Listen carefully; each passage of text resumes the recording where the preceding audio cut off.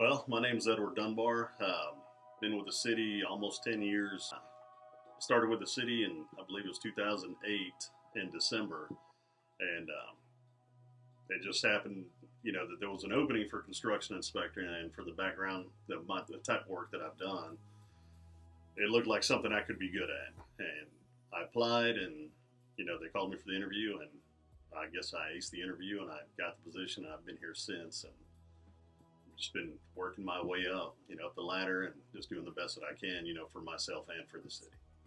City champion, the way I look at it is, going above and beyond the call of your job. I mean, you're going to have to always deal with people. Well, I guess it depends on your role. But like in my position, we deal with, construction, contractors, with residents, and with a lot of business owners. So we're always in touch with everybody.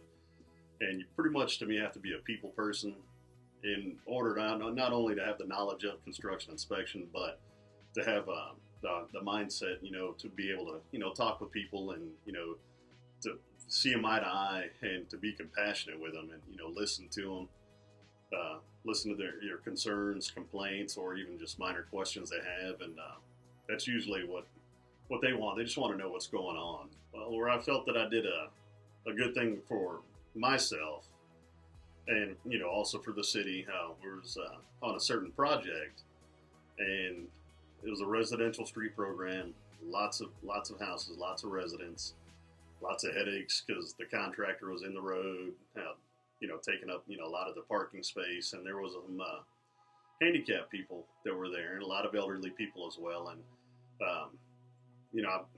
to me, I didn't go out of my way, but I made sure that I went more visits, to go visit with them, to make sure they were okay, if they had access to their property, if there was anything they needed.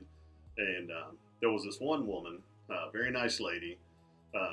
She had a daughter that was disabled because she was fighting cancer, and they had an ADA ramp and all that in front of her house. And of course, we're building the road in front of her house, so she was, pretty much like pleading with me to, please, is there anything we could do?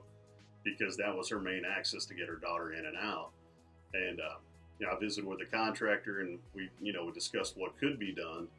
And the contractor agreed that they would help her in any way possible, and they helped make sure that her ramp was intact. They built a couple little extra areas, to make sure once we ripped out the sidewalk and curb and gutter, that her van would still be able to pull up close, and that she would be able to get her daughter in and out of the house, without any issues or concerns. And the contractor maintained that for as long as was needed. So we all felt good about that. And she was very appreciative. She always told us, thank you. She always told us good morning. She'd always wave at us. Everybody has a different background. Nobody really knows what's going on in somebody's private life. Don't be a mean person. Just be nice, be yourself, and just strive to do better. And compassion, number one. I mean, just listen to people, because whenever you listen, you may be the only one that's actually listening to them. They may not have anybody really to talk to. So just listening to people and speaking with them, sometimes that's a lot what they need. I definitely worked hard to get where I'm at. To me, anywhere you go, I mean, I would say you leave yourself open for learning, because the more you're willing to learn, the more you're going to grasp, more knowledge. You'll gain more respect for yourself, self-respect, and you'll just learn more, and then you'll become a better person.